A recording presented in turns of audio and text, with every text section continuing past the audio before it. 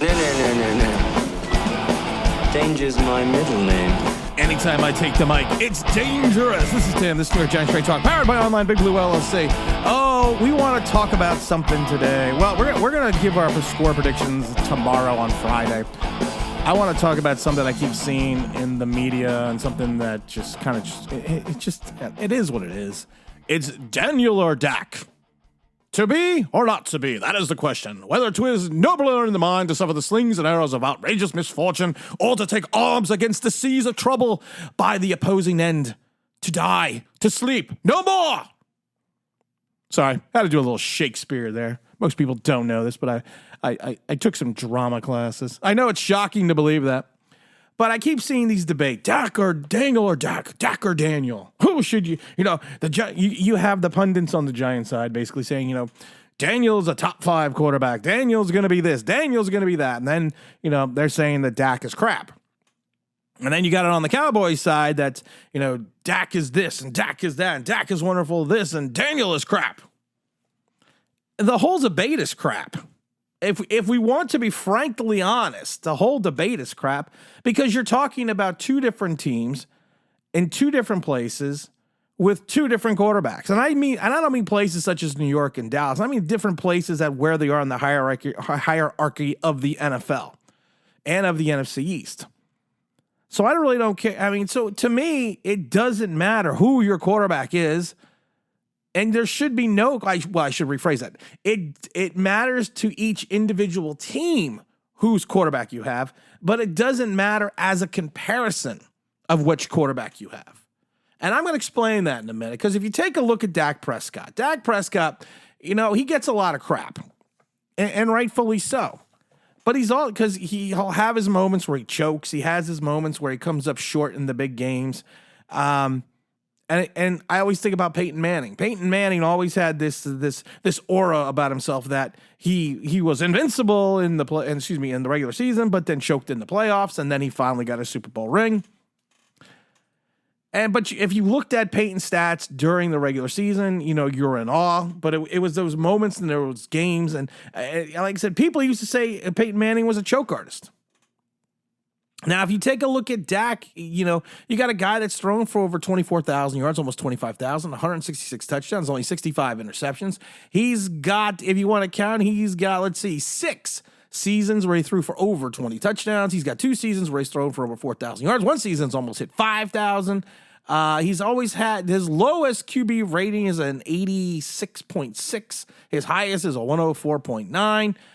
I mean, he is the Cowboys quarterback. He's been the Cowboys quarterback since when? I can't remember. Since 2016, and he's got a career record of 61-36. Now everyone's going to say, well, you take a look at the offensive line he has, you take a look at the wide receivers he has, and if you have him in comparison to Daniel Jones, then it's just not a fair comparison in reference to talent, because once Daniel Jones gets all the talent in the world, he is going to be a world beater. So if you take a look at Daniel Jones' stats going back to 2019, he's got a 21-31 record with 1 tie. He's only thrown for 3,000 yards twice. He's thrown for 3,000 yards, never thrown for over 4,000. Only has 1 touchdown of over 20 touchdown passes. His highest, let's see, what is his highest QB ranking? His highest QB ranking was 92.5. His lowest was 80.4. And last year was his time with the first winning record.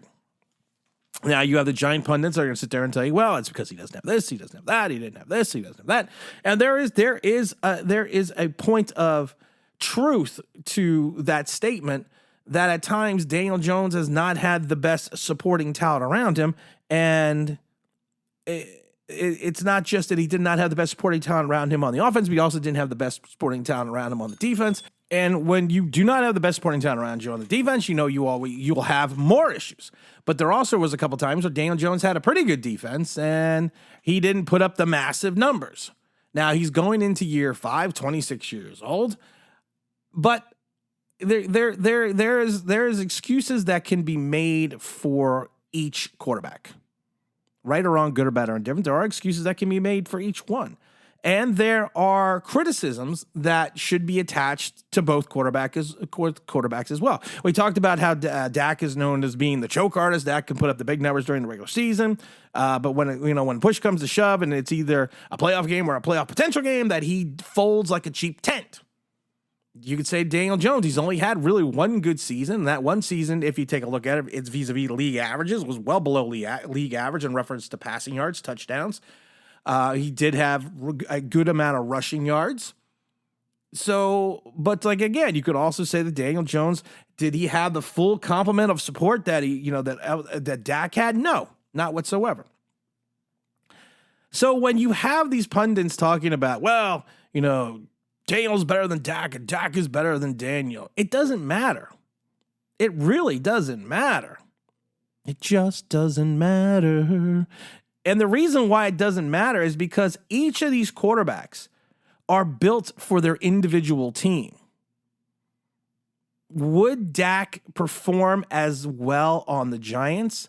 And would Daniel Jones perform as well on the Cowboys? Again, that statement doesn't matter either. And you say, Tim, well, that's just crazy talk. No, it's not. Because the Cowboys are built for Dak Prescott's abilities.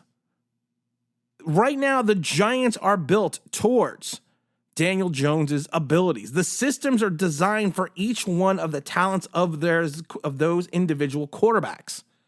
So putting them up as an individual comparison, statistically, Dak is going to blow Daniel Jones out of the water every day of the week and twice on Sunday.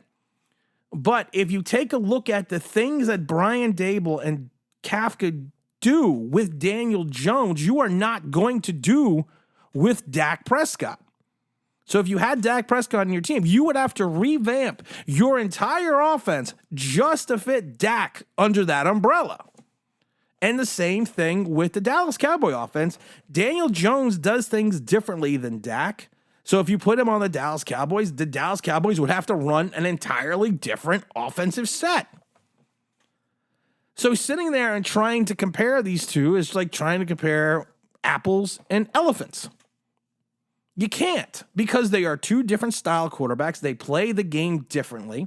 They each, like I said, have their own qualities, and they each have things that they need to work on, or what some people refer to as a detriment. So if you take a look at it at the long haul, Dak Prescott is perfect for the Giants. Dak Prescott is perfect for the Cowboys. Daniel Jones is perfect for the Giants. And that's where the debate should end. Because they are different quarterbacks in different phases in their life. One is 30, one is 25. One should be reaching his career arc. One hope you are seeing the upswing on the career arc. And at the end of the day, there really is no comparison because the two teams are constructed differently for each individual starter. And that's like when people say, well, if you put Dak on the Giants, he wouldn't be able to do this. No, because he wouldn't, because the system for the Giants that they run is not geared to the abilities of Dak Prescott. And then people are like, well, Daniel Jones would excel if he had all these weapons in offensive line. I don't know that, because of the fact that the system that is built in Dallas is built towards the attributes of Dak Prescott. This is what everyone has to just remember and just think about this in the long haul. Daniel Jones right now is the right quarterback for the New York Giants because the system is built towards him. Dak Prescott right now is the right quarterback for the Dallas Cowboys because the system is built for him. So sitting there and trying to do a heads-up individual comparison on the two quarterbacks is just silly and asinine. Just root for the guy you have. Who cares who the fuck they have in Dallas or who they have in Philadelphia or who they have in Kansas City or who they have in Los Angeles? Who cares? Your quarterback is who your quarterback is. You could hate Daniel Jones, you can believe in Daniel Jones, but at the end of the day, I've said this a bazillion times. That's why I laugh when I get called the ultimate hater. I've said it a bazillion times. He's still the quarterback of the New York Giants. I always talk about the Sims-Bruner debate. You had so many people, you literally had a divided fan base, but at the end of the day on Sunday, everyone rooted for whoever the quarterback was for the Giants. You're not rooting just for Daniel Jones. You are rooting for the entire New York Giant organization. You are not rooting just for Dak Prescott. You are rooting just for the entire Dallas organization. And sitting there making these comparisons, I know it's for entertainment. I understand that. I'm not stupid. I know it's for the likes, the clicks, the bleeps, and the boops. I understand that as well. I know it's for something for the fans to talk about as we get ready and towards this big game on Sunday. Just quick thing on Daniel Jones's restructure. Of course, Shane got about $6 million, so he's going to close in around $8 million in reference to the operational cap space. People do seem to forget that the dead cap number in 2025 for Daniel Jones has now extended from like 18 million to like 22 or 23 million. So it wasn't something that we just did for free. Joe kicked the can down the road a little bit to try to get his operational cap space. It's a good move because of the fact that, like I said, it's guaranteed money you're already paying. You just convert it into a bonus. So at the end of the day, it's one half dozen another. So it was a good move for the Giants to get the necessary cap space needed and allowed for Joe to make some moves. We're gonna have a video on Friday. I might do a live stream on Friday. I haven't decided yet, but we're gonna have a video on Friday talking about who we think is gonna win on Sunday's game. But don't forget, you also have the NFL kickoff tonight. We'll be at the game, of course, with the Big L. We'll be going to get in there at 3:45 in the p.m. for an 8 o'clock game. We're doing the flag ceremony, so that's going to be a lot of fun, as always, and I always appreciate the Giants when they invite me out to do the flag ceremony. So I can't wait to do that. I can't wait to see some people. I know we got some people flying all the way in from far distant lands that I'm going to get to finally meet in person. So I'm looking forward to that as well. It's going to be fun, man. It's going to be a fun season. It's going to be a good season. It's going to be a long season. I keep saying at the end of the day, Daniel Jones is, love him or hate him, Daniel Jones is your quarterback. If you hate him, get over it for 16, 17 weeks. If you are a Daniel Jones enthusiast, don't bash the people that are sitting there telling you that they don't believe he's going to be the quarterback of the future, because it's their opinion, just like you have your opinion. Let's all pull together as a fan base and remember this. To be or not to be? That is the question. And again, don't forget to like, don't forget to subscribe. Don't forget to ring that bell because you want to know why. That'd be awesome.